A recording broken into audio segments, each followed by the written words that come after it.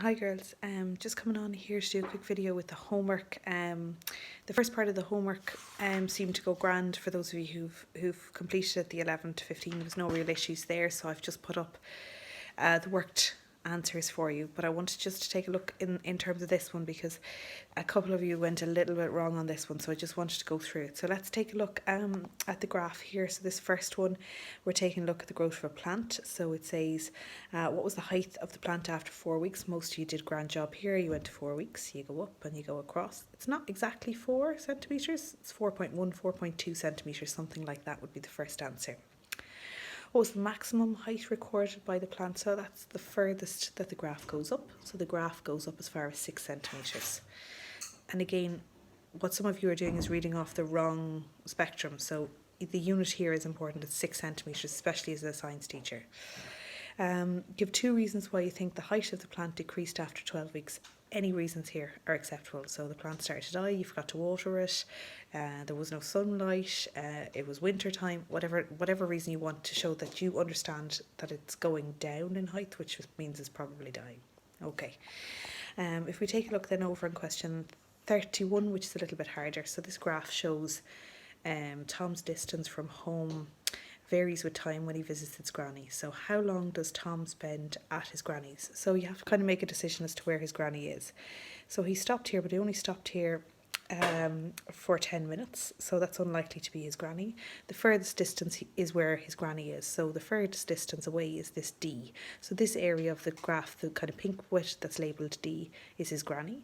And it's asking you, how long does Tom spend at his granny's? So he gets there at 40 minutes. And he leaves there at 85 minutes.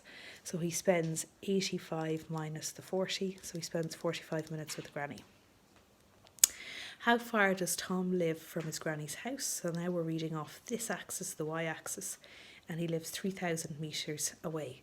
So he lives 3,000 metres, and again, if you were to change that into kilometres, divide by 1,000, so he lives about 3 kilometres away from the grandmother.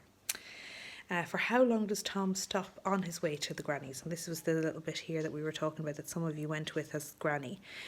So 20 to 30, he stops for 10 minutes. So he stops for 10 minutes. So it's from 20 to 30 he spends whatever he's doing. On which part of the journey does Tom travel the fastest? So it takes him from 0 to 40, it takes him 40 minutes to get to the grandmother's.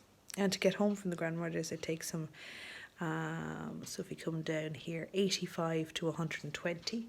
So 85 to 120 is only 35 minutes. So he's quickest on the way home. So on the way home is his quickest part of the journey.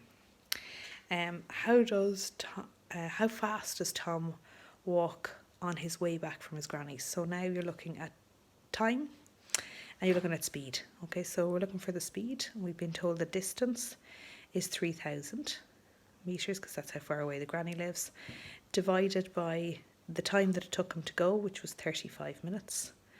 So his speed is 3,000 divided by 35, and his speed then is 85.7. It's 85.7 metres per minute.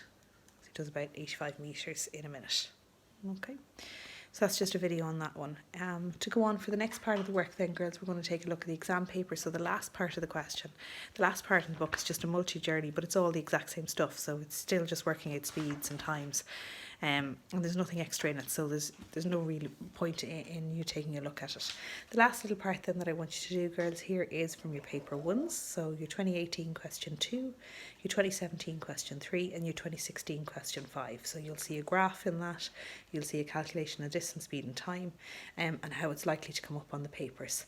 And then that will bring us to the end of the chapter. Again, I've sent private messages to a few of you girls because there's work that is missing on the timetables that I've put up at this stage. I don't want to have to go any further. The school is asking me to let them know if anybody is not engaging with Edmodo. So if you're not sending me your work, you're not engaging with Edmodo, and then they're going to call home. So I don't want to do that to you. So can you make sure that you submit the work to me within the time frame that it's allocated? So I'm not assigning too much work, just a couple of questions every day.